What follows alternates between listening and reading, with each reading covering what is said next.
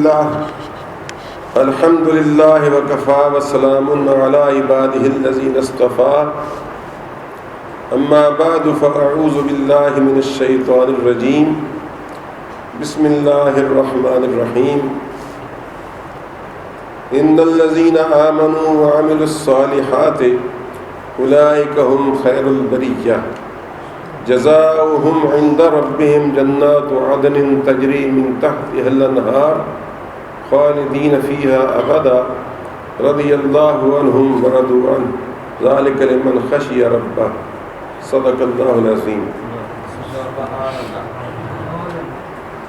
حضرات محترم، جیسا کہ آپ اعلانات میں سن چکے ہیں کہ اکیڈمی کی اس مسجد میں 10 روزہ محافل کا انعقاد ہو رہا ہے اور آج سے اس کا آغاز ہے، اور ان محافل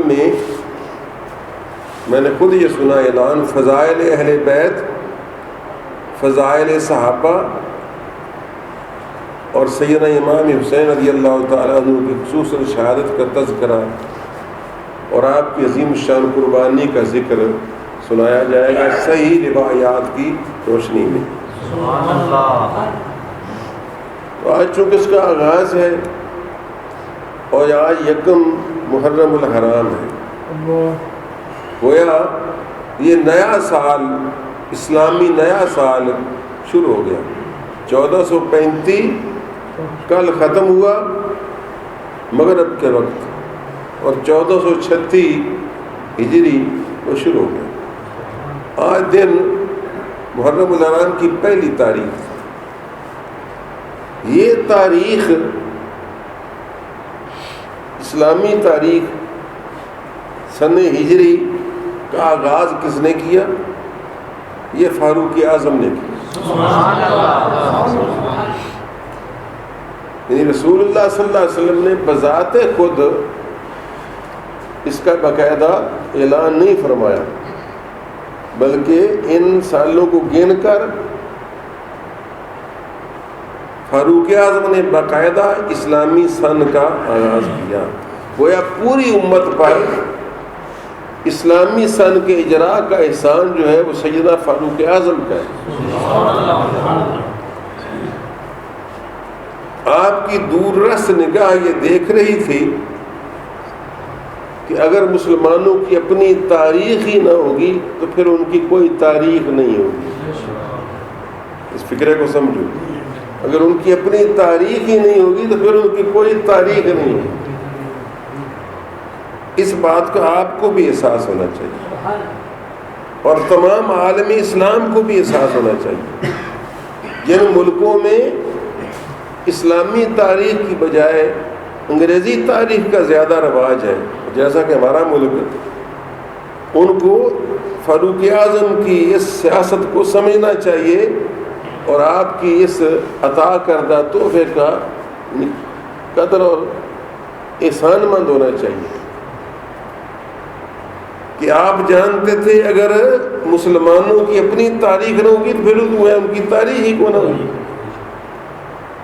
تو فرض بنتا ہے کہ ہم جہاں اور بہت ساری اسلامی شاعر کی طرف بے توجہی ہے، ادھر بھی بے توجہی ہے، ہم اپنا اسلامی سن اس کو فروغ دیں۔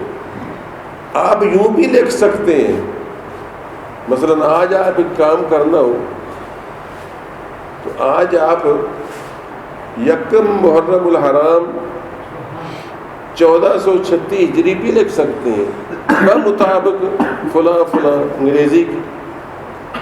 آپ یوں نہیں کرتے، آپ لکھتے ہیں انگریزی کی تاریخ اور زیادہ سے زیادہ کو بہت ہی اچھا مولوی ٹائپ ہو تو پھر مطابق پیچھے اسلامی سن لکھتے ہیں۔ آپ کو اس بات کا احساس ہونا چاہیے۔ حالانکہ بعض دیگر قومیں جو ہیں انگریزوں کے علاوہ ان کو اس کا احساس ہے۔ چنانچہ آپ چائنا میں چلے جائیں تو چائنا والے اپنی تاریخ کو مقدم رکھتے ہیں، ان کا بھی اپنا ایک سن ہے، اپنے سن کو مقدم رکھتے ہیں، اور امریکن اور برٹش سن جو ہے یہ جو عیسوی اس کو پیچھے رکھتے ہیں۔ اس کے مطابق وہ پہلے اپنا سن بیان کرتے پھر اس کو بیان کرتے۔ یہ خوددار قوموں کا شعار ہے. ہمارے جیسے غلام ذہن یہ نہیں سوچتے. لیکن ہم بھی کیا کریں؟ جب تک یہ مسلمان سیاسی طور پر دنیا پر غلبہ نہیں حاصل کر سکتے، اس غلامی سے نکلنا ہے بھی بڑا مشکل. یہ بھی میں بتا دوں. اب چائنا چونکہ معاشی طور پر مضبوط ہو گیا ہے، دنیا میں سپر پاور کا وہ ایک رول ادا کر رہا ہے، تو ان کو یہ حق ہے کہ ایسی بات کریں. چنانچہ میں آپ کو بڑا دلچسپ لطیفہ سناتا ہوں کہ ایک مرتبہ 1-2 دورے کیے امریکہ کے صدر نے چائنا کے، مختلف صدور نے. تو چو این لائی کا دور تھا، چین کا وزیر اعظم ایک ہوا ہے چو این لائی. تو چو این لائی کا دور تھا، امریکی صدر نے چائنا کا دورہ کیا. اب چو این لائی نے جب تقریر شروع کی، ہمارا کیا طریقہ ہے کہ اگر وہاں کا صدر آتا ہم انگریزی میں تقریر کرتے ہیں، سمجھائیں. تو چو این لائی نے چائنی زبان میں تقریر شروع کر دی.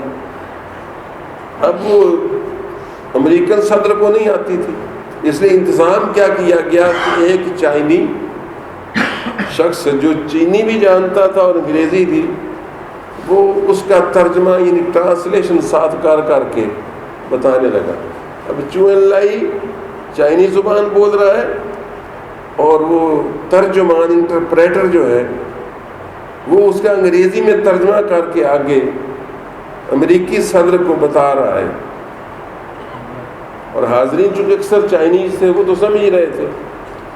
اس دوران اچانک جو انٹرپریٹر تھا یعنی ترجمان جو چینی زبان کو انگریزی میں کنورٹ کر کے سمجھا رہا تھا، اس نے چائنی کا جو فقرہ بولا نا، چو این لائی نے فقرہ کا ترجمہ کرنے میں کچھ غلطی کی، تھوڑی سی فروغ گزاشت ہوئی اس سے، اور اس نے ترجمہ تھوڑا سا غلط کر کے جب بیان کیا تو چو این لائی نے اس کو ٹوکا اور انگلش میں اس کو سمجھایا کہ یہ ترجمہ نہیں، یوں بات کر کے کہو.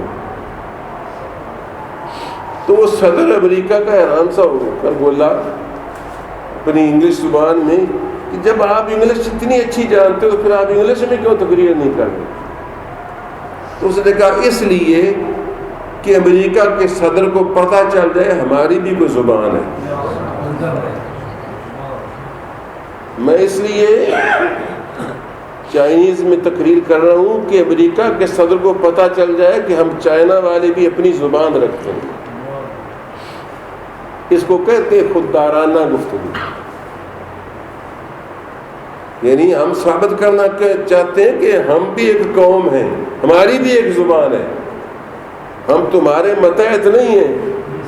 جس طرح تم سمجھتے ہو کہ تمہاری زبان ہمیں سیکھنی چاہیے، ہم چاہتے ہیں تمہیں ہماری زبان سیکھنی چاہیے. نہیں سمجھے؟ تو یہ غیرت مند قوموں کی بات ہے. لیکن یہاں تو ہمارا تو حال ہی یہ ہے کہ ہمارے فیشن ہی سارے انگریز کے تابع ہیں. اب یہ جو نعت سنا رہے تھے کہ ہر غلام کا چہرہ حضور جانتے ہیں، اس دن جن چہروں پر داڑھی نہیں ہوگی، کیوں جی؟ قیامت والے دن جن چہروں پر داڑھی نہیں ہوگی، وہ کس منہ سے یہ کہہ رہے ہیں یا کہیں گے یا سن رہے ہیں کہ جی حضور ہر غلام کا چہرہ حضور جانتے ہیں. حضور یہ جانتے ہیں کہ میرے غلام داڑھی منڈے ہوتے ہیں.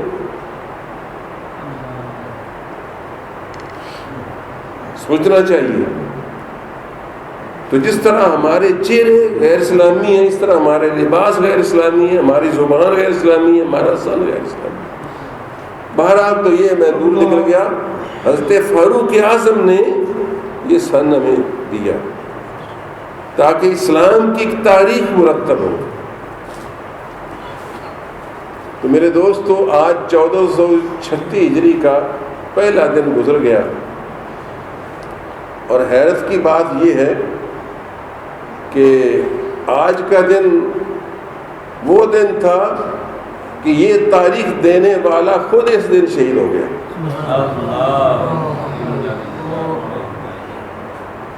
جس نے یہ تاریخ دی تاریخ کا ستم دیکھیے کہ وہ خود اس روز اس نے جام شہادت نوش کیا، اور کس جگہ جام شہادت نوش کیا؟ نبی کے مصلی پر،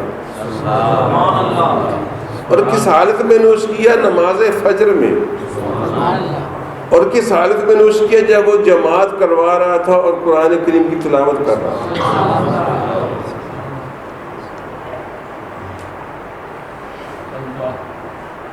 تو وجہ ہے اس کی 10 تاریخ کو بھی ایک عظیم الشان قربانی عالم اسلام کے ایک ثبوت امام حسین رضی اللہ تعالیٰ عنہ نے پیش کی، مگر اس سے پہلے یکم کی قربانی بھی یاد رکھنی چاہیے جو عالم اسلام کے عظیم ترین ثبوت نے پیش کی، اور اس سے یہ بھی سمجھ لینا چاہیے کہ مسلمانوں کی تاریخ شہادتوں کی تاریخ ہے، مسلمانوں کی تاریخ قربانیوں کی تاریخ ہے۔ اے مسلمان سن، یہ نکتہ درس قرآنی میں ہے، عظمت اسلام و مسلم صرف قربانی میں ہے۔ آج ہم قربانی سے بڑا گھبراتے ہیں۔ قربانی سے مراد میری بکرا چھترا نہیں، وہ تو ہم شوق سے کرتے ہیں، کیونکہ ہمارے دل میں قربانی سے زیادہ گوشت کا شوق ہوتا ہے، کیونکہ اگر قربانی کو قربانی سمجھ کر کیا جائے تو وہ صرف قربانی وہاں نہیں ہوتی، یہاں بھی قربانی ہے۔ جو آپ آئے بیٹھے ہیں یہ وقت قربان کر کے آئے بیٹھے ہیں، اور جو نہیں آئے وہ قربانی نہیں کر سکے وقت کی۔ تو قربانی وقت کی بھی ہوتی ہے، قربانی پیسے کی بھی ہوتی ہے، قربانی کپڑے کی بھی ہوتی ہے، اور قربانی گلے کی بھی ہوتی ہے جو میری ہو رہی ہے، اور قربانی دماغ کی بھی ہوتی ہے جو میرا اس عمر میں خرچ ہو رہا ہے۔ تو میاں یہ قربانی کرنے سے ہی عظمت اسلام قائم ہو سکتی ہے۔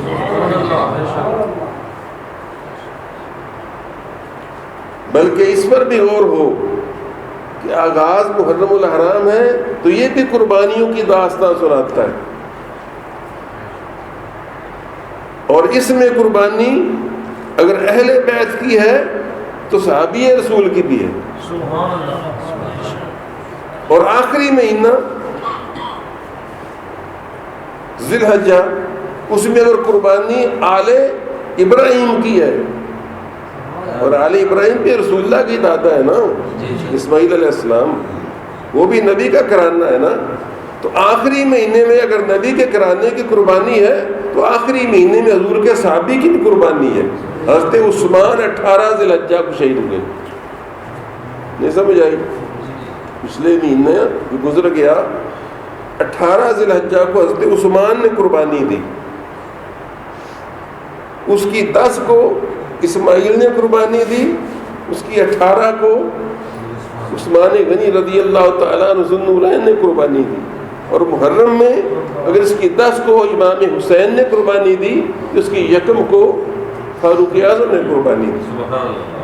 تو صحابہ کی قربانیاں اور اہل بیت کی قربانیاں ساتھ ساتھ چلتی ہیں، لہذا وہ لوگ عقل کے ناخن لیں جو اہل بیت کی قربانیوں کا تو تذکرہ کریں، اور کرنا چاہیے، لیکن صحابہ کرام پر طعن و تشریح کریں اور ان کی قربانیوں کو نیگیٹ کریں، ان کی نفی کریں، وہ لوگ بہت بڑے فتنے کو پال رہے ہیں، اور پوری تاریخ اسلامی گزری اس فتنے کو پلتے پلتے پلتے پلتے اب یہاں تک بات پہنچ گئی کہ اچھے بھلے سنی بڑے ذوق شوق کے ساتھ ادھر جاتے ہیں، اور ان کو پتہ ہی نہیں کہ ہمارا اور ان کا بہت ہی بڑا بنیادی فرق ہے۔ یہ حقیقت ہے۔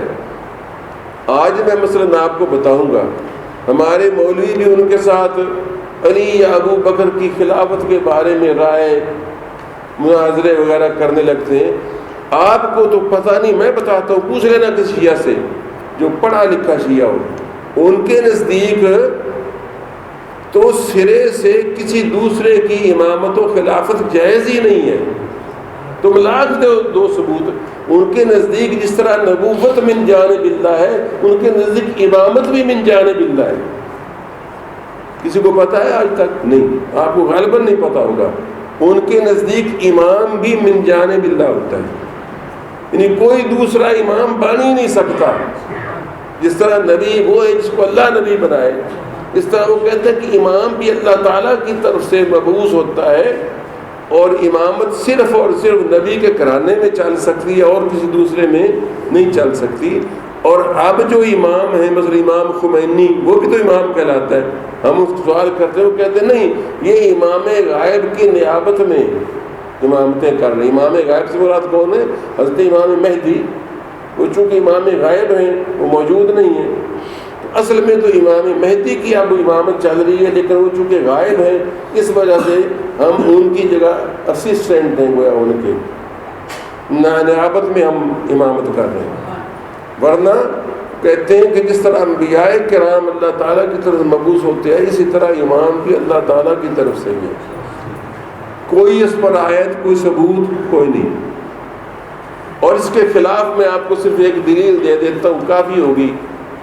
میرا خیال ہے وہ ایسی دلیل ہوگی کہ کوئی شیعہ اس سے سر نہیں پھیر سکے گا اور اس سے جواب نہیں لا سکے گا، اور اس سے ان کی ساری عمارتی دھڑام سے زمین پر آ گرے گی.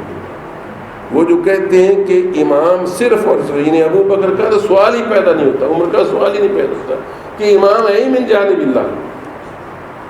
اس وجہ سے رسول اللہ صلی اللہ علیہ وسلم کے بعد علی ہی امام تھے اور انہیں کے علاوہ کوئی امام نہیں. پھر ان کے بعد امام حسن، پھر امام حسین، یہ امامت اسی طرح چل رہی ہے. اس کا جواب یہ ہے یعنی 12 امام تسی پنجاں دے 12 دا واسطہ ہی، پنجاں دے 12 دے واسطہ ہی کرتے جی ٹھیک ہے، پنجاں دے 12 دا واسطہ ٹھیک ہے، وہ واسطہ غلط نہیں ہے، لیکن یہ سوچ کہ ان کے علاوہ کوئی امام ہو ہی نہیں سکتا، یہ سوچ شیعہ کی اہل سنت کی نہیں ہے. ان سے مناظرے کا کیا جن کے نزدیک سوال ہی نہیں پیدا ہوتا کوئی دوسرا امام بن سکے. ان کے لیے میں آپ کو ایک سوال دیتا ہوں، یہ آپ ان سے کبھی کر لیں، اس کا جواب دے دیں، نہیں جواب آئے گا. ان سے کہے کہ اگر امامت من جانب اللہ ہے آپ کے نزدیک، اور آپ کے ائمہ کرام کا یہی مسلک تھا جو آپ سمجھتے ہیں کہ ہمارے سوا نبی کے اہل بیت کے سوا کوئی امام نہیں ہو سکتا. کئی مرتبہ انہوں نے آپ سے مذاکر کا ہوگا کہ تو فلانا امام کیسے ہوگا، امام ابو دیبا کیڑا سی امام، فلانا کیڑا سی امام. آپ ان کو کہیں کہ اگر ان کے علاوہ کوئی دوسرا امام نہیں ہو سکتا تھا تو حضرت امام حسین اور امام حسن نے حضرت علی مرتضیٰ کرم اللہ تعالیٰ وجہ الکریم کی دنیا سے رحلت کے بعد جب آپ کی شہادت ہو گئی تو انہوں نے امام حضرت امیر معاویہ کے ہاتھ پر بیعت کیوں کر لی تھی؟ پتہ ہے آپ کو؟ آپ کو تو یہی بھی نہ پتا ہو. حضرت علی مرتضیٰ کرم اللہ وجہ الکریم جب کوفہ میں خارجی نے نماز فجر میں آپ کو شہید کر دیا تو حضرت امام حسن اور امام حسین نے امیر معاویہ کی بیعت کر لی، اور اس وقت امام حضرت امیر معاویہ رضی اللہ تعالیٰ عنہ کو خلیفہ برحق تسلیم کر لیا اور امام المسلمین امیر المومنین تسلیم کر لیا. اور ایک عرصہ دراز تک، کئی سال تک، یعنی تقریباً آپ کی خلافت کا جو زمانہ بنتا ہے 19 سال اور کچھ 5 مہینے بنتا ہے. اور اس عرصے میں حضرت امیر معاویہ رضی اللہ تعالیٰ عنہ نے بڑی بڑی فتوحات کی ہیں، اور ان میں لشکروں میں امام حسن امام حسین ان کی فوجوں میں شامل ہوتے رہے ہیں، اور دمشق میں تشریف لے جاتے رہے ہیں، اور دمشق میں باقاعدہ امیر معاویہ ان دونوں شہزادوں کو اپنے ساتھ برابر کرسیوں پر بٹھاتے تھے اور ان کا پورا احترام کرتے تھے، اور سالانہ کروڑوں روپے کا یعنی وظیفہ ان تک پہنچتا تھا جو یہ اپنی سخاوت کی وجہ سے تقسیم کرتے تھے بنو ہاشم میں اور دیگر افراد میں. یہ ایسی بات ہے جو سنیوں کی کتابوں میں موجود ہے، شیعہ لوگوں کی کتابوں میں موجود ہے. تو اگر تمہارا یہ عقیدہ درست ہو تو سب سے پہلے تو تمہارے اپنے اماموں پر تعین ہوتا ہے کہ انہوں نے کچھ عرصہ کے لیے پھر غیر اماموں کو امام مان لیا. اس کا کوئی جواب ان کے پاس نہیں، چاہے کتنا بڑا شیعہ عالم ہوگا. تو میرا مقصد یہ ہے کہ ان کے تو یہ خیالات ہیں، ابتدائی ہم سے بالکل مختلف ہے. آپ صرف اس مناسبت کے ساتھ کہ چونکہ وہ جی امام حسین کا ذکر خیر کر رہے ہیں لہٰذا جی ہم بھی سن لیں تو کوئی حرج نہیں. آپ کو ان کے پاس جا کر ذکر حسین سننا ہی نہیں چاہیے، اہل سنت کے پاس سے ذکر حسین سننا چاہیے. تو میں عرض کر رہا تھا بہرحال یہ کہ یہ داستان جو ہے ہماری تاریخ قربانیوں کی داستان ہے، شہادتوں کی داستان ہے، اور اس میں جہاں نبی کے پیاروں نے قربانیاں دی ہیں وہاں نبی کے یاروں نے بھی قربانیاں دی۔ اللہ تعالیٰ نے قرآن کریم میں سرکار دو عالم صلی اللہ علیہ وسلم کے صحابہ کے لیے ان کی شان میں بے شمار آیات اتاری، صرف تم اس وجہ سے کہ چونکہ علی بعد میں خلیفہ نہیں ہوئے لہذا تم ان سب آیات کا انکار کرنے کے درپے ہو۔ جو آیت میں نے پڑھی ان الذین آمنوا وعملوا الصالحات اولئک هم خیر البریہ، یہ آیت کب اتری؟ جب رسول اللہ صلی اللہ علیہ وسلم موجود تھے، انہیں پر اتری نا۔ اور جب رسول اللہ موجود تھے تو ان کے ارد گرد کون تھے؟ یا صحابہ تھے یا اہل بیت تھے۔ اللہ فرماتا ہے محبوب جو تجھ پر ایمان لائے اور جنہوں نے اچھے عمل کمائے ہیں یہ لوگ مخلوقات میں بہترین ہیں۔ خیر البریہ کا معنی بہترین مخلوقات، ان سے اچھی کوئی مخلوق نہیں جنہوں نے تجھ کو اپنی آنکھوں سے دیکھا اور تجھ پر ایمان لائے اور پھر نیک اعمال کر رہے ہیں اور تجھ پر اپنی جانیں نچھاور کرتے پھرتے ہیں، تیرے دیدار سے بہرہ یاب ہوتے ہیں، تیرے معجزات کو دیکھتے ہیں اور اپنی مدد اور نصرت اور خدمت کے ساتھ تیری ہر وقت اعانت میں مصروف رہتے ہیں، تیرے ساتھ ہجرت کرتے ہیں، تیرے ساتھ راہ خدا میں حرب و ضرب میں کام آتے ہیں۔ پھر اللہ تعالیٰ نے اور واضح کیا دوسری جگہ کہ فرمایا فالذین ہاجروا واخرجوا من دیارہم، وہ لوگ جنہوں نے ہجرت کی اور اپنے گھروں سے نکال دیے گئے، وَأُوذُوا فِي سَبِيلِ اللَّهِ، اور اللہ کی راہ میں ان کو تکلیفیں دی گئیں، وَقَاتَلُوا وَقُتِلُوا، اور لڑے بھی اور شہید بھی ہوئے، لَأُكَفِّرُنَّ عَنْهُمْ سَيِّئَاتِهِمْ وَلَأُدْخِلَنَّهُمْ جَنَّاتٍ تَجْرِي مِنْ تَحْتِهَا النَّهَارُ ثَوَابًا مِنْ عِنْدِ اللَّهِ وَاللَّهُ عِنْدَهُ حُسْنُ الْمَآبِ۔ تو میرے دوستو فرمایا کہ جو لوگ ہجرت کی انہوں نے اور اپنے گھروں سے نکال دیے گئے، کون تھے؟ یہ مہاجرین صحابہ تھے۔ کیا ان میں ابو بکر تھے کہ نہیں؟ اور کیا ان میں عمر فاروق تھے کہ نہیں؟ کیا ان میں عثمان غنی تھے کہ نہیں؟ اور ان میں صحابہ کرام دیگر بہت سارے ہیں، موجود تھے کہ نہیں؟ فرمایا پھر کیا ہوا؟ وَأُوذُوا فِي سَبِيلِي، اور وہ ہمارے رستے میں ہماری راہ میں ان کو تکلیفیں پہنچی۔ تو ان میں یہ سارے لوگ شامل تھے نہیں جنہیں تکلیفیں اٹھائیں؟ صہیب رومی جیسے جو سارا مال دے کر چلے گئے، جس طرح میں نے جمعے پر بتایا تھا۔ پھر کیا ہوا؟ قاتلوا وقتلوا، اور پھر لڑے بھی اور شہید بھی ہوتے رہے۔ ہم ان کی جو خطائیں تھیں نا کسی عالم کفر کے جاہل کے زمانے کی، وہ سب صاف کر دیں گے اور ان کو باغات میں داخل کریں گے جن کے نیچے نہریں بہتی ہوگی اللہ تعالیٰ کی طرف سے اجر کے طور پر، اور اللہ کے پاس بہترین ثواب ہے۔ پھر فرمایا والسابقون الاولون، وہ سبقت لے جانے والے، اول نمبر پر آنے والے، سب سے پہلے ایمان لانے والے، من المہاجرین والانصار، مہاجرین میں سے بھی اور انصار میں سے بھی، والذین اتبعوہم بإحسان، اور جو ان کے پیچھے آئے بعد میں نیکی کا جذبہ لے کر، یعنی ان کے بعد والے جو فتح مکہ کے بعد تک مسلمان ہوتے رہے۔ فرمایا کہ یہ سارے کے سارے جو ہیں رضی اللہ عنہم ورضوا عنہ، ان سب کے ساتھ بولا کرو رضی اللہ عنہ رضی اللہ عنہ رضی اللہ عنہ، کیونکہ اللہ خود کہتا ہے میں ان سے راضی ہو گیا اور یہ مجھ سے راضی ہو گئے۔ پھر آگے ان کا انعام بھی ذکر کیا، ان کے لیے جنات باغات تیار کی جن کے نہریں بہتی ہوں گی، یہ بہت بڑی کامیابی ہے۔ آگے فرمایا ان اللہ اشتری من المؤمنین انفسهم واموالهم، بے شک اللہ نے ان ایمان والوں سے، اب ایمان والوں سے مراد کون والے ہیں؟ سب سے زیادہ تو وہی ہیں جو رسول اللہ کے پاس موجود تھے۔ فرمایا یہ جو ہیں اللہ نے ان سے سودا کر لیا ہے، کس کا؟ ان کے مال و جان کا، مال و جان لے لیا ہے اور ان کو بدلے میں جنت دے دی ہے۔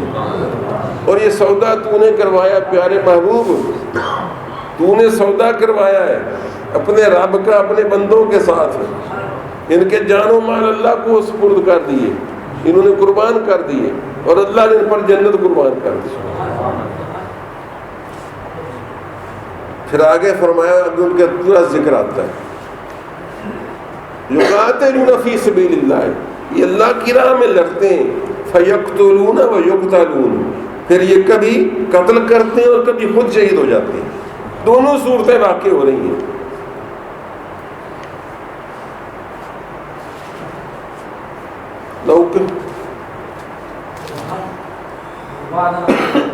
آگے فرمایا وعدن علیہ حقا، اللہ کی ذمہ یہ سچا وعدہ ہے۔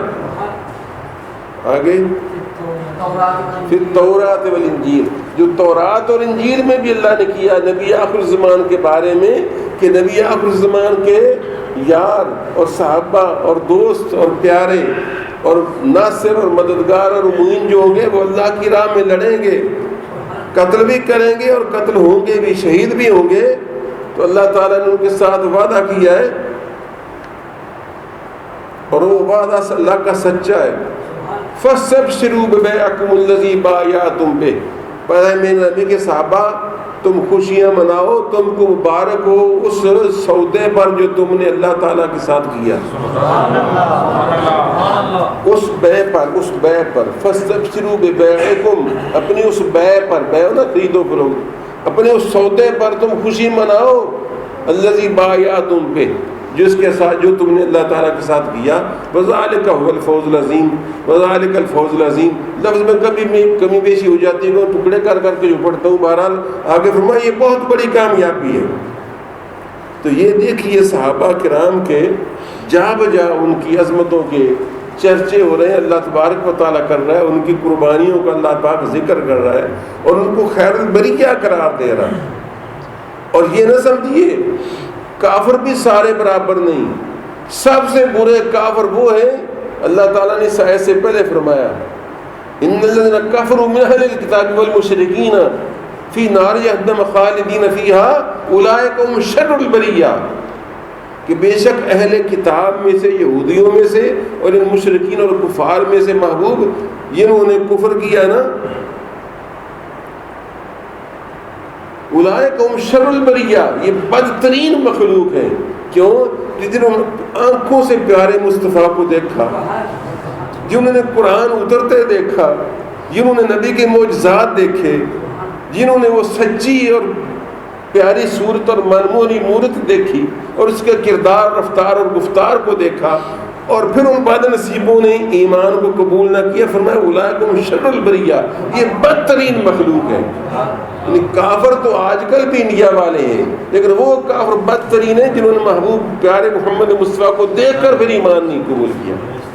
اسی طرح مسلمان تو ہم بھی ہیں، لیکن ہم صحابی نہیں بن سکتے، کیونکہ وہ لوگ خیر البریہ ہیں جنہوں نے پیارے مصطفیٰ صلی اللہ علیہ وسلم کو اپنی آنکھوں سے دیکھا اور حضور کے لیے قربانیاں پیش کی۔ تو آپ اندازہ فرمائیے کہ صحابہ کرام کی کتنی عظمتیں ہیں۔ پھر یہ صرف قرآنی حد تک نہیں، عملاً بھی اس کے مناظر ایسے عجیب و غریب ہیں کہ باید و شاید ہیں۔ رسول اللہ صلی اللہ علیہ وسلم کے صحابہ کرام نے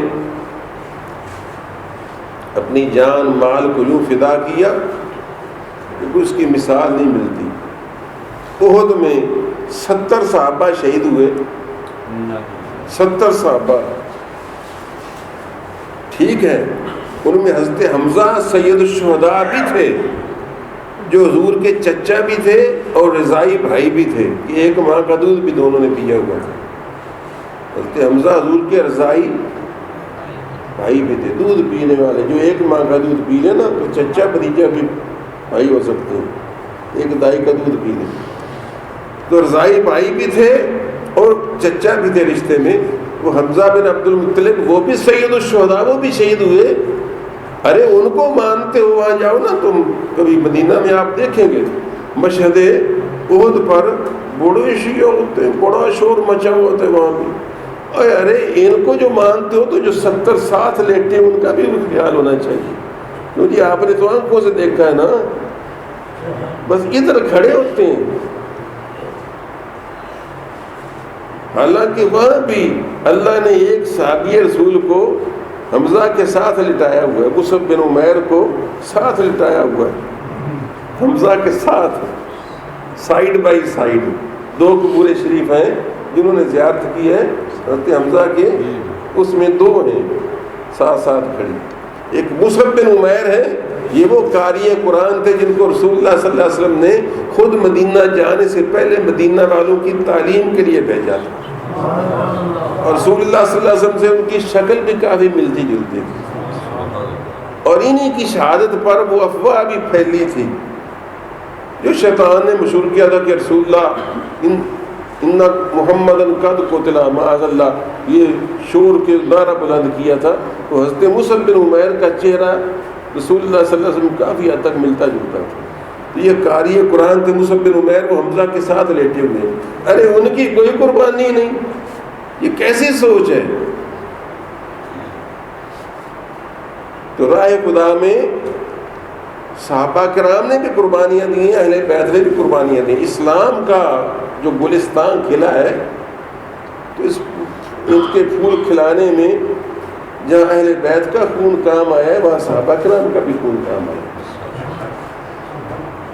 اور ایسی ایسی عجیب و غریب ان کی محبت کی کہانیاں تو میں ویسے کہہ رہا ہوں، مطلب کہ وہ روایتیں مل رہی ہیں کہ بندہ حیران ہو جاتا ہے۔ ایک عمار بن زیاد صحابی احد میں شہید ہوئے، کفار کا تیر ان کے دل کے اوپر آ کر لگا اور اندر گزر گیا، پیوست ہو گیا، دل پر ہاتھ رکھے ہوئے زمین پر گرے، دعا کرتے ہیں اللہ تیرے محبوب کی زیارت سے پہلے میری جان نہ نکلے۔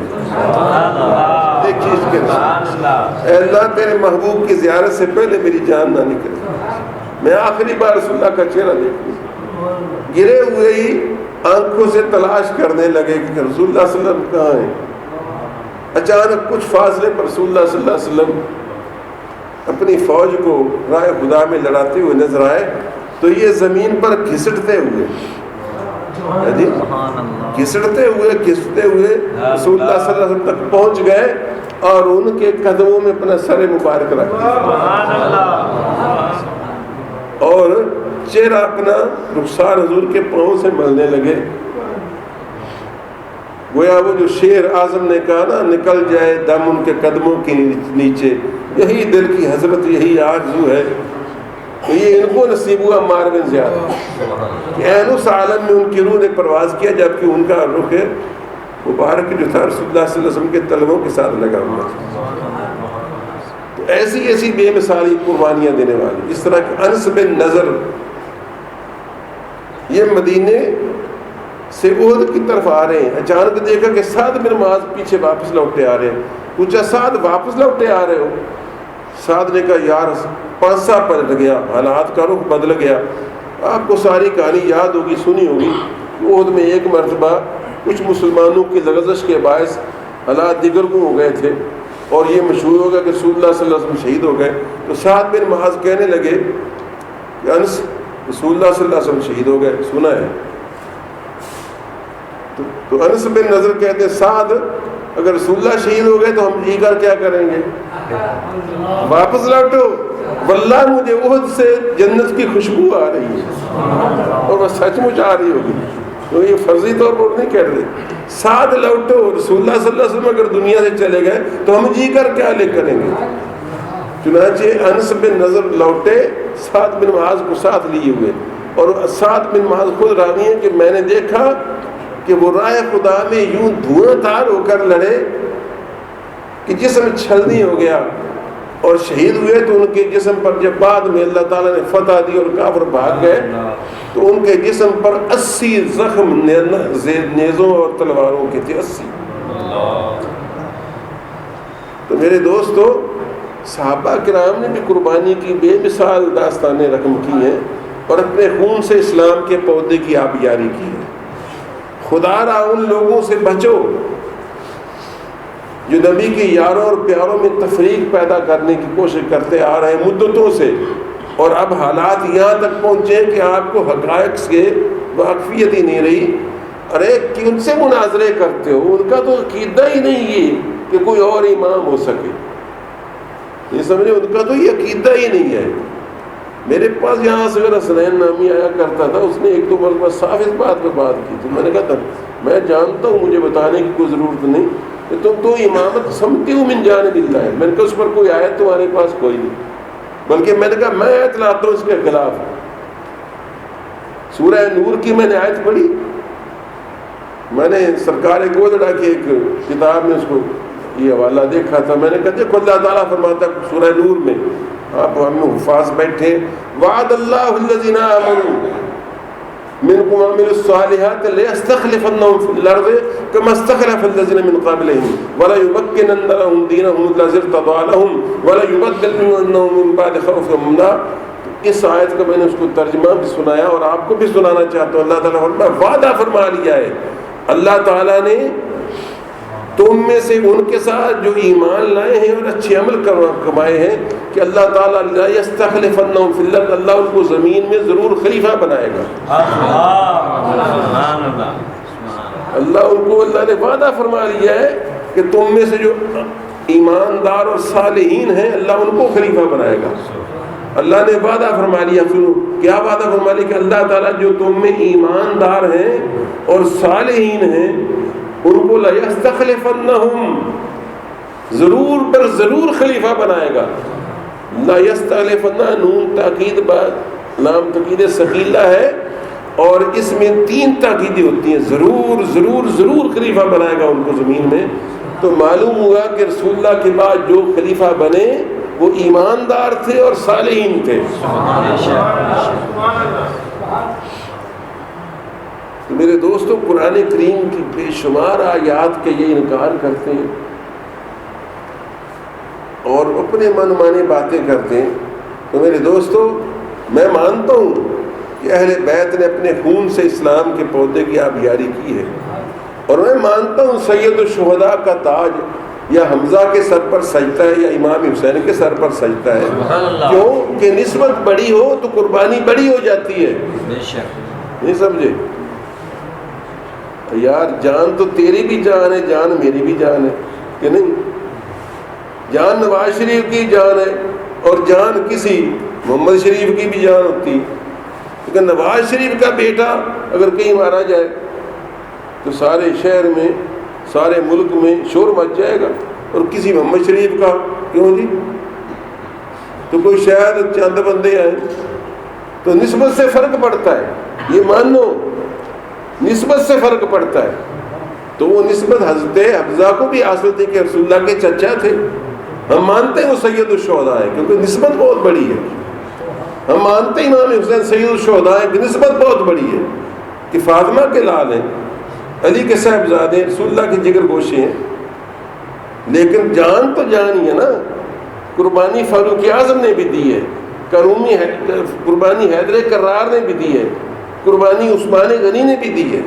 تو کیوں نہیں مانتے کہ ان سب کے خون سے اسلام کا چمن رنگین ہے؟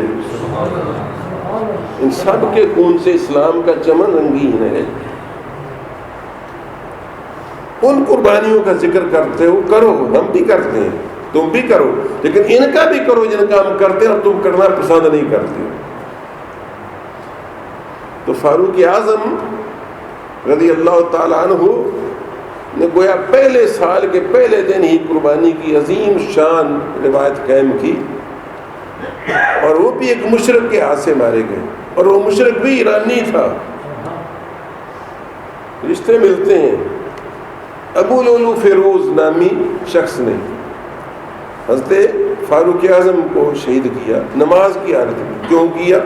مظلومانہ. میں سمجھتا ہوں فاروق اعظم کی دعا تھی، یہ اس کے اثرات ظاہر ہو رہے تھے کیونکہ فاروق اعظم دعا کیا کرتے تھے، اللہم ارزقنی شہادتاً فی سبیلک وجل موتی فی بلد حبیبک. یہ مشہور ہے تاریخ الخلفاء میں لکھا ہے. آپ دعا فرمایا کرتے تھے اے اللہ مجھ کو اپنی راہ میں شہادت عطا فرما اور میری موت تیرے نبی کے شہر میں ہو. تو لوگ کبھی دبی زبان سے آپس میں بات کرتے اور کبھی پوچھ بھی لیتے صحابہ کہ حضرت آپ کمال کرتے ہیں. اب مدینہ تو مومنوں سے بھر گیا، مدینے میں مشرک تو رہ نہیں گیا، نہیں سمجھے؟ مدینے میں تو ایمان کا اور داروں کا غلبہ ہے، اور آپ کی خلافت قائم، اور خلافت کہیں خراسان تک نکل گئی اور دور دور تک نکل گئی. تو آپ کمال، اور اب جو خلیفہ مسلمین ہے وہ جا کر کسی فوج میں خود کمان بھی نہیں کرتا. نہیں سمجھے؟ یعنی ابتدا میں تو رسول اللہ خود بھی شامل ہوتے تھے نا غزوات میں. جب اسلام پھیل گیا اور اسلامی فوجیں کثرت میں ہو گئیں تو پھر خلیفہ جو تھا وہ دارالخلافہ میں رہتے تھے، اور آپ سپہ سالار بنا کر کبھی خالد بن ولید کو، کبھی ابو عبیدہ بن الجراح کو، کبھی کسی دوسرے کو مختلف لشکروں کا سربراہ بنا کر بھیجا کرتے تھے، اور وہ سرحدوں پر جا کر کفار سے لڑتے تھے. تو دبی زبان سے یار لوگ پوچھتے اور باتیں کرتے کہ یار یہ فاروق اعظم کی عجیب بات کر رہے ہیں کہ ادھر تو شہادت مانگ رہے ہیں اور ادھر مدینے میں موت مانگ رہے ہیں، یہ دو چیزیں کیسے ملیں گی؟ اللہ تعالیٰ نے ان کی دعا سن لی. پھر بہانہ وہ خود بنا لیتا ہے جو بنانا ہو. بہانہ کیا بنا؟ ابو لولو فیروز نامی ایک غلام تھا، مجوسی غلام مدینے میں کیسے رہ سکتا تھا؟ آپ کو یہ معلوم ہونا چاہیے، بہت ساروں کو یہ بھی معلوم نہیں. اس زمانے میں میدان جنگ میں جو کفار کے بندے قید ہوتے تھے وہ مسلمانوں کے پاس جب ان کے ملک میں چلے جاتے تو سپہ سالار اسلام ان کو، اگر وہ اسلام قبول کر لیتے پھر تو آزاد ہو جاتے، اور اگر اسلام قبول نہ کرتے تو وہ بطور غلام بانٹ دیے جاتے تھے. اگر ان کی روٹی روزی کا کوئی انتظام ہونا چاہیے نا، تو وہ ان کو بانٹ دیے جاتے، ان کی ملکیت میں دے دیے جاتے تھے، اور وہ پھر ان کی خدمت کرتے اور وہ ان کے روزگار کا بندوبست کرتے. ورنہ معاشرتی نظام درم برم ہوتا ہے اور ان کو واپس دے دینے سے دشمن کا حوصلہ بڑھتا ہے. اس لیے یہ رواج تھا اور یہ طریقہ چلتا آ رہا تھا.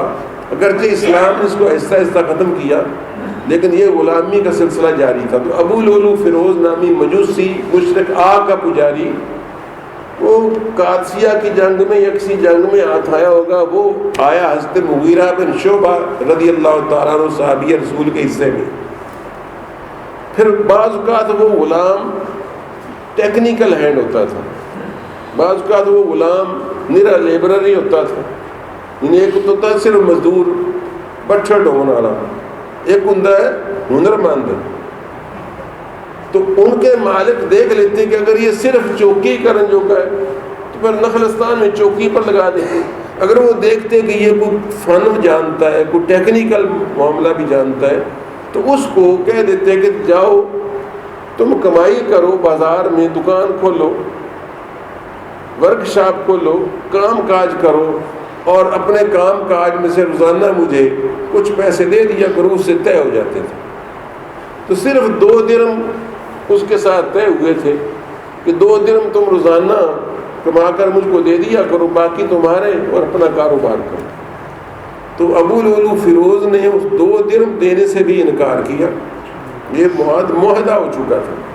کیونکہ فاروق اعظم رضی اللہ تعالیٰ عنہ عام طور پر غریب پرور تھے، غلام پرور تھے، فیور کرتے تھے غلاموں کی، غریبوں کی. تو اس نے یہ دیکھ کر کے عام طور پر آپ اسٹرکٹ ہیں، فیور دیتے ہیں کمزوروں کو، اس نے مقدمہ دائر کر دیا کہ میرا مالک مجھ سے زیادہ ٹیکس وصول کرتا ہے، زیادہ پیمنٹ لیتا ہے. حضرت نے بلایا دونوں کو، دیکھو اسلام کا انصاف کا طریقہ، دونوں کو بلایا، پوچھا، تحقیق کی. مغیرہ بن شعبہ نے کہا جی کہ آپ ان سے پوچھیں کہ یہ کتنے فنون جانتے ہیں اور کتنا کاروبار ان کا وسیع ہے. انہوں نے پوچھا، ثابت ہوا کہ باقی وہ بہت سارے ہنر، مطلب کمانے بھی بنا لیتا تھا، تیر بھی کمان بنا لیتا تھا، تلواروں کو بھی درست کر لیتا تھا، یعنی بہت سارے اسلحہ وغیرہ کا وہ کاریگر تھا. تو اس کے لیے 2 درہم تو معمولی تھے.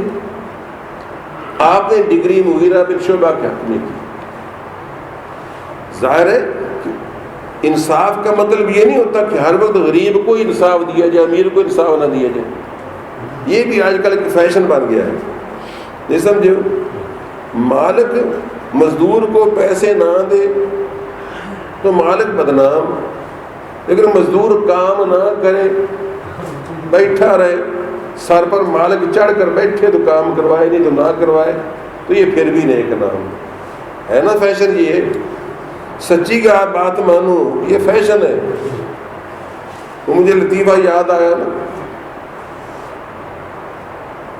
کہ ایک کوئی غلام مزدوروں کی فیور کرنے والا کہنے لگا کہ جناب پتہ ہے تم نے نبی پاک کی حدیث میں آتا ہے کہ مزدور کا پسینہ خشک ہونے سے پہلے اس کو اس کی دہاڑی دے دی جائے، مزدوری دے دی جائے. تو وہ دوسرا بولا کہ اگر اس کو پسینہ آئے ہی نہ تو پھر کیا خیال ہے؟ تو مطلب یہ ہے کہ جہاں رسول اللہ نے یہ فرمایا کہ پسینہ خشک ہونے سے پہلے مزدور کو مزدوری دی جائے، وہاں آپ کے ارشاد سے یہ بھی بات ثابت ہوتی ہے کہ مزدور کو اتنا کام کرنا چاہیے کہ اس کو پسینے آ جائیں. نہیں سمجھائے؟ میرے آقا کے ہر ارشاد میں باریکی ہے کہ مزدور کو اتنا کام کرنا چاہیے کہ اس کو پسینہ آ جائے، اور اگر پسینہ ہی نہ آئے تو پھر مزدور بھی پکڑا جائے گا. اس وجہ سے یہ نہیں ہے انصاف کہ امیر کو صرف امیر سمجھ کر اس پر ظلم کیا جائے اور غریب کو صرف غریب سمجھ کر اس کی فیوری کی جائے. نہیں، اگر غریب کی زیادتی ہے تو امیر کو حق دلایا جائے، امیر کی زیادتی ہے تو غریب کو حق دلایا جائے. فاروق اعظم نے مقدمہ جو ڈگری مغیرہ بن شعبہ کے حق میں کیا، اب اس کے دل میں تو پہلے ہی فاروق اعظم کے خلاف بغض تھا، کیونکہ حضرت فاروق اعظم کے دور میں ہی تو یہ فارسی ایران فتح ہوا تھا، اور سعد بن ابی وقاص رضی اللہ تعالیٰ عنہ نے درفش قادیانی جو 5000 سالہ عظمت کا نشان تھا ان ایرانیوں کا، وہ لے گئے تھے. آج بھی سچ پوچھو تو ایرانیوں کو اسلام سے زیادہ اپنی قدیم تاریخ پیاری ہے. آپ کو تو یہ بھی پتہ نہیں. میرا بیٹا وہاں رہ کر آیا 5 سال، شاید آپ نے بھی سنا ہوگا 15 دن مجوسیوں کا سال منایا جاتا ہے، نوروز، وہ نوروز کہتے ہیں. ایران میں 15 دن تک خوشیاں منائی جاتی ہیں، جشن منائے جاتے ہیں. کون سے سن پر؟ جو مجوسیوں کا سن ہے. مجوسی جانتے ہو، آگ بوجھنے والے، آتش پرست جو پہلے ایران میں تھے. ان ایرانیوں کو اس پرانے سن کو 15 دن تک جشن منائے جاتے ہیں، 15 چھٹیاں ہوتی ہیں نوروز کے نام پر. اور اسلامی سن میں 10 دن 15 دن پیٹا جاتا ہے. ذرا ان کی سوچ دیکھ لو. یعنی اپنے اس سن پر تو خوشیاں مناتے ہیں اور اسلامی سن پر پیٹتے ہیں. یہ اتفاق سمجھ لو، یہ ان کی سوچ سمجھ لو. حالانکہ ہمارا اسلام کیا کہتا ہے کہ خوشی مناؤ تو اللہ کا شکر ادا کرو، اور اگر مصیبت ہو تو صبر کر کے دکھاؤ. یعنی ہر حال میں اللہ کو راضی رکھو. یہ خوشی میں عشرت میں بھی رب کو بھولتے ہیں اور غم کے عالم میں بھی اللہ اور اس کے رسول کے حکم کو ٹھکرا دیتے ہیں. شان حسین بیان ہونی چاہیے، شان اہل بیت بیان ہونی چاہیے، فضائل اہل بیت بیان ہونی چاہیے، ان کے بہادرانہ کارنامے بیان ہونے چاہیے. آپ سنیں گے انشاءاللہ 10 دن یہ سلسلہ چلے گا. انشاءاللہ میں بیان کروں گا اور انشاءاللہ ایسے ایسے پہلو آپ کے سامنے اجاگر کروں گا جو آپ نے پہلے بہت کم سنے ہوں گے. تو میرا مطلب کہنے کا یہ کہ وہ 15 دن اب بھی وہ ایرانی سن مناتے ہیں، تو مجوسیوں والے وہ اثرات ابھی تک چل رہے ہیں. چنانچہ ابو لؤلؤ فیروز نے اس کا برا منایا، اور اس بدبخت نے اتنا برا منایا کہ ایک خنجر زہر میں بجھا کر نا صبح سویرے مسجد نبوی کے کہیں کونے میں چھپ بیٹھا. جب حضرت تشریف لائے اور نماز فجر کے لیے نیت کر کے امامت کی تو مصلی رسول پر جب وہ کھڑے جماعت کروا رہے تھے تو نماز فجر میں اس نے نماز کی حالت میں آپ پر حملہ کی اور آپ کے پیٹ میں اور سینے میں کاری زخم لگائے، جس سے آپ کی انتڑیاں بھی باہر نکل آئیں اور آپ زمین پر گر گئے خون سے لت پت. میں قربان ہوں صحابہ کرام کے. آپ نے عبد الرحمن بن عوف کو اشارہ کیا، انہوں نے نماز مکمل کروائی، نماز پھر بھی نہیں چھوڑی، بے نمازو نماز مکمل کروائی. اور وہ بھاگا تو بعض نمازیوں نے اس کو پکڑنے کی کوشش کی، اس نے 12 نمازی اور زخمی کیے، 12 صحابی اور زخمی کیے، جن میں سے 6 شہید ہو گئے تھے، 6 فوت ہو گئے تھے، 6 زخمی ہوئے بچ گئے۔ پھر ایک عراقی تھا نماز میں کھڑا، آیا ہوگا مدینے کی زیارت کے لیے، اس نے اس پر کمبل ڈالا اور اس کو دبوچ لیا، اس نے وہ خنجر اپنے آپ کو مارا اور مر گیا۔ حضرت عمر فاروق رضی اللہ تعالیٰ عنہ دروشی پر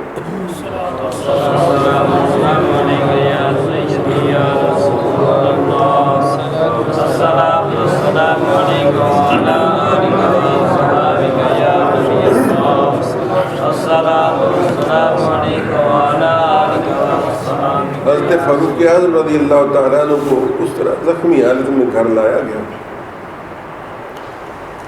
آپ کو کچھ دوا نما شربت پلایا گیا، مگر وہ انتڑیوں کے سے باہر نکل جاتا تھا، اس سے حتمی اور یقینی ہو گیا کہ اب آپ دنیا سے تشریف لے جائیں گے۔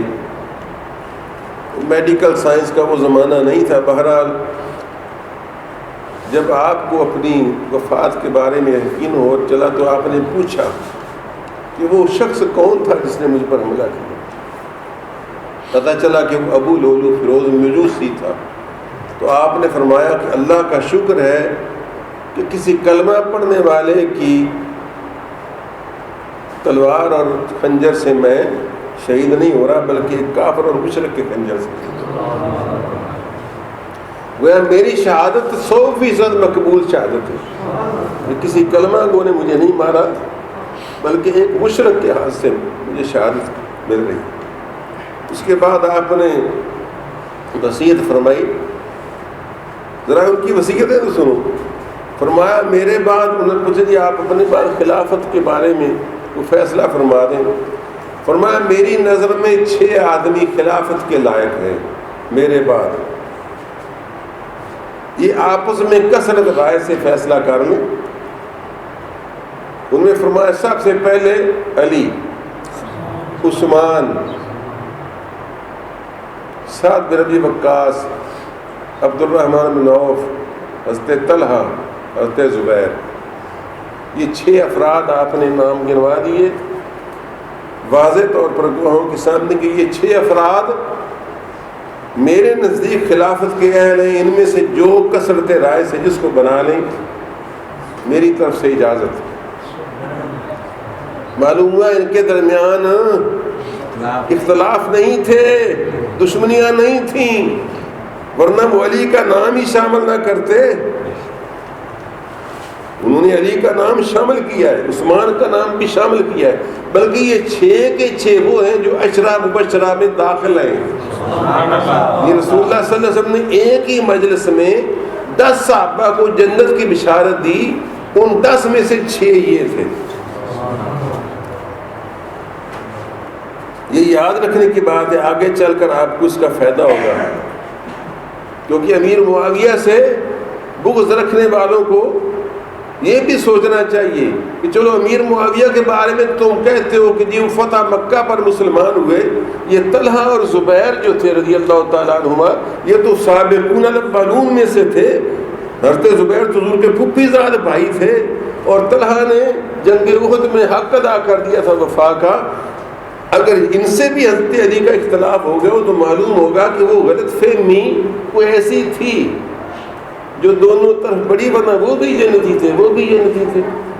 اب وہ غلط فہمی کون ڈالنے والے ہوتے ہیں؟ وہ وہی جس طرح کی آج کل بھی غلط فہمیاں ڈالتے ہیں کہ نہیں؟ اور ڈالتے ہیں کہ نہیں؟ اپنی برادری میں دیکھ لو، اپنے دوستوں میں دیکھ لو، اپنی کاروباری حلقوں میں دیکھ لو، کچھ کا کچھ بنا دیتے ہیں اور لڑا دیتے ہیں۔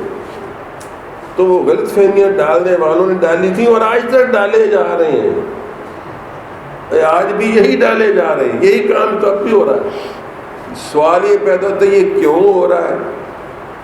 میرے بھائیوں یہ کیوں نہیں ہو رہا؟ یہ اس لیے ہو رہا ہے کہ انسان پیدا ہی امتحان کے لیے کیا گیا ہے، نہیں سمجھائی؟ انسان امتحان کے لیے پیدا کیا گیا ہے۔ قرآن کریم میں جا فرمایا اگر اللہ چاہتا تو تم سارے ہدایت پا جاتے، کہ نہیں انسان امتحان میں ڈالا کر، یہ انسان نے یہ امتحان خود خریدا، اب ہم نے ہوش و باس میں تو نہیں خریدا. اللہ ہی کہتا ہے انا عرضنا الامانۃ علی السماوات والارض والجبال، ہم نے اپنی امانت کہ کون ہماری خلافت کا حق ادا کرنے کو تیار ہے، کون ہمارا دنیا میں نائب بننا چاہتا ہے. آسمانوں سے پوچھا، زمینوں سے پوچھا، پہاڑوں سے پوچھا. اشفقنا منہا، سارے ڈر گئے. وحملھا الانسان، انسان نے اٹھا لیا یہ بوجھ. انہ کان ظلوما جہولا، فرمایا بڑا کملا سی، بڑا کملا سی. اور مولا جی کملا کیتا تو تو ہی کیتا، پھر تیرے امر نال ہی ہویا. سانوں تو یاد بھی نہیں ایسا کدو باہر چاہیا سی. بھارے بھار چاہے ہوئے نا انسان نے، حضرت انسان نے، اور وہ بھارے بھار چاہ کے آدم علیہ السلام تنا حق ادا کرو. غلطیاں بندے کو ہوندیاں نا، غلطیاں بندے کو ہوندیاں. آدم علیہ السلام سے لغزش ہوئی، امتحان میں تھے. پھر اس لغزش کو کس طرح 300 سال رو کر معاف کروایا. 300 سال رو کر اللہ کی شان غفاری کا ظہور کروایا، اور پہلے سے بھی زیادہ پیارے ہوئے، پہلے سے بھی زیادہ. میرا مطلب آپ کو سمجھانے کا یہی ہے کہ اللہ کے بندو ہم امتحان میں ہیں. تو یہ امتحان ہے مختلف تھے. امتحان کبھی مال دے کر لیا جاتا ہے، کبھی اولاد دے کر لیا جاتا ہے، کبھی اولاد نہ دے کر لیا جاتا ہے، کبھی مال نہ دے کر لیا جاتا ہے، کبھی برادری میں لڑائی پیدا ہو جاتی ہے. اس صورت میں دیکھتا ہوتا ہے اللہ پاک، دیکھتا ہے کہ یہ بندہ اللہ کی رضا کے مطابق بات کرتا ہے یا ظلم اور جہالت سے کام لیتا ہے. تو ہمارا امتحان مختلف طریقوں سے جاری ہے. مصیبت تو یہی ہے کہ آپ فلسفہ ہی نہیں زندگی کا اور عبادت کا اور اسلام کا جانتے. معذرت کے ساتھ میں آپ کو نہیں براہ راست کہنا، ہمارا عالم اسلام کا حال یہی، عام انسانوں کا حال یہی ہے کہ وہ مقصد حیات کو ہی نہیں جانتے. وہ صرف یہ جانتے کھا پی لیا، کما لیا اور چل کچھ دن بعد چلے گئے. انسان دنیا میں امتحان دینے کے لیے آیا ہے. یہ گھڑی محشر کی ہے، تو عرصہ محشر میں ہے. یہ علامہ اقبال کا شعر ہے. یہ گھڑی بھی محشر کی ہے، تو عرصہ محشر میں ہے. پیش کر غافل اگر کوئی عمل دفتر میں ہے، اگر تیرے دفتر میں کوئی عمل ہے تو پیش کر. مطلب کیا ہے کہ کچھ کارکردگی دکھاؤ. اس کارکردگی کو دکھانے کے لیے مختلف امتحانوں سے گزرنا پڑتا ہے. تو میرے دوستوں اور عزیزوں، یہ سوال مت کرو کہ یہ کیوں غلط فہمیاں پیدا ہوئیں. میرے رب کے عمر سے حکم سے سب کچھ ہو رہا ہے. والقدر خیرہ وشرہ من اللہ تعالی. اب ابو لولو فیروز جو تھا، وہ بدبختی اس کے ماتھے میں لکھی تھی، وہ لے گیا. عمر کے ماتھے میں شہادت کی شان لکھی تھی، وہ لے گئے. یزید کے ماتھے کال کے لکھی تھی، وہ لگ گئی. حسین کے ماتھے شہادت لکھی تھی، سید الشہداء بن گئے. تو اعلیٰ حاضر قیاس. تو ہمیں کوشش کرنی ہے کہ ہم نے حق کا ساتھ دینا ہے، حق بات کہنی ہے، حق سوچنا ہے، اور اللہ اور اس کے رسول کے بتائے ہوئے اچھے اچھے طریقوں پر چلنا ہے. تو مختصراً میں بات عرض کر رہا تھا، حضرت فاروق اعظم شہید ہوئے آج کے دن، اور آپ نے پوچھا، پتہ چلا مشرک تھا. کہا الحمدللہ میں کسی مومن کے ہاتھ سے نہیں مارا گیا. پھر کہا جائیں اور حضرت عائشہ صدیقہ رضی اللہ تعالیٰ عنہ سے پوچھیں کہ اگر وہ اجازت دیں، بیٹا عبداللہ بن عمر کو بھیجا، تو میں اپنے دونوں صاحبوں کے ساتھ بیٹھنا چاہتا ہوں. بیٹے گئے، عبداللہ بن عمر گئے، دیکھا کہ حضرت عائشہ صدیقہ رضی اللہ تعالیٰ عنہ زار زار رو رہی ہیں فاروق اعظم کے بارے میں، کیونکہ ان کے دلوں میں آپس میں محبتیں بھری ہوئی تھیں. میں آپ کو کیا بتاؤں، ان لوگوں نے خود ساختہ خلیجیں حائل کر رکھی. ورنہ حدیثیں تو اٹھا کر دیکھو. اگر کوئی عائشہ صدیقہ سے پوچھتا ہے کہ ام المومنین رسول اللہ صلی اللہ علیہ وسلم کو مردوں میں سب سے پیارا کون تھا، تو وہ کہتی ہیں علی. عورتوں میں سب سے پیاری کون تھی، فرماتی ہے فاطمہ. اور فاطمہ سے پوچھتے ہیں، وہ بھی روایت موجود ہے کہ رسول اللہ کو مردوں میں سب سے پیارا کون تھا، تو فرماتی ہے ابو بکر صدیق. اور عورتوں میں سب سے پیاری کون تھی، فرماتی ہے عائشہ. مزہ آ گیا نا دوستی. اس کو کہتے ہیں یگان گت، اس کو کہتے ہیں پیار۔ تو جو اتنا ایک دوسرے سے پیار کرنے والے تھے، یہ 1400 سال سے اس میں تفرقہ ڈالنے پر لگی ہوئی ہے قوم۔ اب ہم کیا کریں؟ پہلے ہی مسلمان مصیبتوں میں اور فتنوں میں مبتلا ہے، اگر بات کو بڑھائیں تو بات دور تک جاتی ہے۔ کم از کم ہمیں یہ تو حق دو کہ اپنی ان بھولی بھالی بھیڑوں کو بچائیں، کہ کسی بھیڑیے کے ہاتھ نہ آئیں۔ یہ اپنے اہل سنت جماعت کے اجتماع کیا کریں، انہی میں جایا آیا کریں، اور صحیح جید علماء سے فضائل صحابہ، فضائل اہل بیت سنا کریں، تاکہ آپ کو ادھر ادھر کی کہانیوں کے بجائے اور بین شین سنانے کی بجائے آپ کو ان کی عظمت، بہادری، شجاعت، جرت، دلیری، علم، حلم، اس طرح کی باتیں سنائیں، اور آپ کا ایمان روشن ہو، اور آپ کے دل میں جذبہ جہاد پیدا ہو، آپ کے دل میں شوق شہادت پیدا ہو۔ تو اسلام کا چمن جو ہے میاں، اس میں فاروق اعظم کا بھی بہرحال شامل ہے۔ پھر مائی صاحبہ نے ان کو اجازت دی۔ عبداللہ ابن کہا کہ بیٹے میں نے یہ جگہ تو اپنے لیے رکھی ہوئی تھی، میرا اجرا تھا، ایسا اجرا تھا نا جن رسول اللہ تب ہوئے، پھر ابو بکر صدیق بھی اجرا عائشہ میں، تو جگہ تو میں نے اپنے لیے رکھی ہوئی تھی، مگر عمر پر قربان کرتی، عمر پر قربان کرتی۔ فاروق اعظم اللہ کی رضا کے مطابق، وہ چاہتے، اللہ یہی چاہتا تھا کہ نبی کے 2 وزیر اس کے ساتھ ہی رہیں، کیونکہ آپ نے فرمایا 2 وزیر آسمانوں پر ہیں، میرے 2 وزیر زمین پر، ساتھ ہی لیٹے۔ اور الحمدللہ تعالی اہل سنت و جماعت کو عقیدہ کے لحاظ سے یہ عزت حاصل ہے کہ کوئی بھی ہو وہاں سے گزرتا ہوا، جہاں پہلے رسول اللہ پر صلاۃ والسلام پڑھتا ہے، پھر ابو بکر صدیق اور فاروق اعظم پر سلام پیش کر کے جاتا ہے۔ آپ کی شانیں تو بے شمار ہیں، بہرحال میں سرے دست سے اتنا بتانا چاہتا تھا کہ اسلام کی آبیاری میں خون فاروق اعظم بھی شامل ہے، پھر خون عثمان غنی بھی شامل ہے۔ یارو صحابہ کی قربانیوں کو تو بھول رہے ہو۔ حضرت عثمان غنی رضی اللہ تعالیٰ عنہ نے شہادت نہیں پائی اسی مدینہ میں قرآن کی تلاوت کرتے ہوئے؟ یارو قرآن کی تلاوت کرتے ہوئے، ایک خلیفہ وقت ہے، اس کے پاس لڑنے کے لیے افراد بھی ہیں، غلام بھی ہیں، مگر وہ بلوائی اور فسادی جو مصر کے اور کوفے وغیرہ کے علاقے کے تھے، اور 9 مسلم تھے، ان میں کوئی صحابی نہیں تھا، یہ سمجھو، ان میں کوئی صحابی نہیں تھا، 9 مسلم جن کے دلوں میں ایمان ابھی راسخ ہی نہیں تھا، فتنہ پرور قسم کے لوگ۔ اور عبداللہ ابن سبا نامی نام نہاد مسلمان یہودی کی سازشوں کا شکار ہو کر وہ آئے ہوئے تھے، انہوں نے گھر کو گھیرا ڈال رکھا تھا، 40 روز گھیرا ڈالے رکھا، اور وہ معصوم خلیفہ اتنا نیک دل اور رحم دل ہے کہ وہ حکم نہیں دیتا اپنی فوج کو، اپنے ساتھیوں کو ان کے ساتھ لڑنے کا، وہ کہتا نا میں نہیں چاہتا کہ تمہارے ہاتھ سے کوئی کلمہ پڑھنے والا مارا جائے، یا ان کے ہاتھ سے تم میری خاطر شہید کر دیے جاؤ، یہ میری جان کے پیاسے ہیں، میری جان لے لیں، کوئی پرواہ نہیں، عثمان کی جان چلی جائے، کسی اور مسلمان کی جان کو نقصان نہ پہنچے۔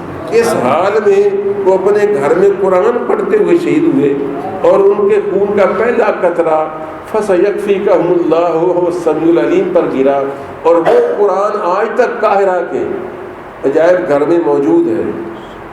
وہ حضرت عثمان والا نسخہ ترکی میں، تو ترکی کے پاس تھا، پھر وہ قاہرہ میں چلا گیا، غالباً یا ترکی میں شاید اس وقت، بارہ ترکوں کے ذریعے کو، مصر میں بھی ترکوں کی حکومت رہی ہے نا، ہو سکتا ہے قاہرہ میں ہو، کیونکہ ترکیہ کی حکومت اسلامی خلافت پہلے مصر، عراق، عرب سارے علاقوں پر تھی ترکی خلافت، تو وہ آج تک بھی موجود ہے، اور وہ قرآن کریم کی اوپر اسی جگہ خون کا دھبا موجود ہے، فَسَيَكْفِيكَهُمُ اللَّهُ وَهُوَ السَّمِيعُ الْعَلِيمُ۔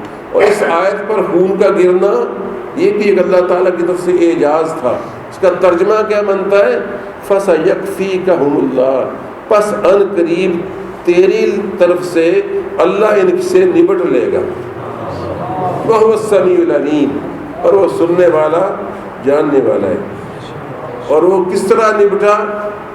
سچ پوچھو تو حضرت خون عثمان کے بعد ہی امت پارا پارا ہوئی، اور اتنے نام نہاد مسلمان اور اتنے جید صحابہ بھی شہید ہوئے. یعنی مطلب کیا تم پتہ نا، اللہ تعالیٰ کے امتحان میں جب آئے تو پھر جلانا اٹھانیاں بھی جادیاں کی ہے. بہرحال بے شمار قتل عام ہوتے رہے، خون پیاسی ہے. فیض احمد فیض کے 2 شعر یاد آ رہے ہیں. پاکستان میں بھی دیکھ لو کب سے قتل عام جاری ہے. 67 سال سے تھوڑے امتحانوں سے گزرا ہے پاکستان. تجھ کو کتنوں کا لہو چاہیے عرض وطن، تجھ کو کتنوں کا لہو چاہیے عرض وطن، جو تیرے عارض بے رنگ کو گلنار کریں. کتنی آہوں سے کلیجہ تیرا ٹھنڈا ہوگا، کتنے آنسو تیرے صحراؤں کو گلزار کریں. مطلب ہے کہ ہماری سرزمین جو اسلام کی سرزمین ہے وہ مدتوں سے سیراب ہو رہی خون سے. اللہ تبارک و تعالیٰ نے جو ہم پر ذمہ نہ ڈالی انسان پر، یہ ایک فلسفیانہ قسم کی باتیں ہیں، ان کو غور سے سمجھیے. یہ بارے بار چاہے حضرت انسان نے. اب ان امتحانوں سے دلیری کے ساتھ گزرنا ہے. اور یاد رکھیے جنت فرشتوں کے لیے نہیں بنائی گئی، جنوں کے لیے بھی نہیں بنائی گئی. حالانکہ جنوں پر عبادت لازم ہے، مگر آج آپ کو شاید پہلے پتہ ہو یا نہ بتاؤں، جن جنت میں نہیں جائیں گے، جن نیک بھی ہو، جن مسلمان بھی ہو، جن حساب کتاب میں کامیاب بھی ہو، خاک کر دیا جائے گا. جنت صرف انسانوں کے لیے. ویسے وما خلقت الجن والانس الا لیعبدون، مکلف جن بھی ہے، مکلف انسان بھی ہے. ان شریعت کے حکم انسانوں پر بھی ہیں، جنوں بھی ہیں. رسول اللہ نے جنوں کو بھی تبلیغ فرمائی، ان میں بھی مسلمان ہوتے ہیں، کافر بھی ہوتے ہیں. لیکن جنات جہنم میں تو جائیں گے جو برے ہوں گے، لیکن جو نیک جن ہوں گے وہ جنت میں نہیں جائیں گے. یہ بات آپ کو سنا دوں. تو جنت سے وہ تمہارے لیے بنائی گئی ہے. اے حضرت انسان، اگر تو نے قربانیوں والی سائیڈ اگر تو نے لی ہے تو پھر تیرے لیے انعام بھی اللہ تعالیٰ نے بہت زیادہ رکھے. تو میرے دوستو، یہ شہادتوں کی طویل داستان ہے. عمر فاروق شہید ہوئے، ان کے خون سے اسلام کا چمن رنگین ہوا. عثمان غنی شہید ہوئے، ان کے خون سے چمن اسلام رنگین ہوا. حضرت حیدر کرار شہید ہوئے کوفہ میں، اور اے نماز فجر کے وقت وہ بھی ابھی نماز نہیں شروع کی تھی، محراب میں داخل ہوئے تھے کہ ایک عبد الرحمن نامی ملجم، ابن ملجم، جو پہلے کبھی کسی زمانے میں آپ کا بڑا طرفدار اور یار اور خیر خواہ رہا تھا، لیکن وہ ناراض ہو گیا کہ آپ نے، وہ خارجیوں میں داخل ہوگا کہ آپ نے امیر معاویہ کے ساتھ ثالثی اور صلح وغیرہ کی کوشش کیوں کی. تو اس بدبخت نے، نام نہاد مسلمان نے فاروق اعظم سے حیدر کرار کو کوفہ کی جامع مسجد میں شہید کیا. اور وہ مسجد میں وہ جگہ ماشاءاللہ میرے ساتھی اور ہم دیکھ کر آئے ہیں، یاد ہے صابر صاحب، وہ چھوٹا سا محراب بنا ہوا تھا وہ جگہ. تو میرے دوستو، اتنے عظیم قربانیوں کے بعد اسلام کا جو گلشن ہے وہ لہلایا ہے. یہ اسلام کی امانت ہم تک پہنچی ہے. پھر اس میں خون حسین بھی اور اہل بیت کا خون بھی شامل ہے. تو انشاءاللہ تبارک و تعالیٰ میں اپنے موضوع کو اس جگہ پر ختم کرتا ہوں، کیونکہ عموماً وقت زیادہ ہو جاتا ہے اور میں بھی تھک رہا ہوں بہت زیادہ، اور آپ بھی تھک رہے ہیں. انشاءاللہ آئندہ مضمون کل کہ ہم باقاعدہ آج حضرت فاروق اعظم کا خاص طور پر ذکر کرنا ضروری تھا، اس لیے میں نے کچھ حصہ یہ شامل کیا. مجموعی طور پر میرا موضوع تھا کہ فضائل صحابہ بھی ساتھ ساتھ چلیں، اور فضائل اہل بیت تو پھر ہوں گے ہی.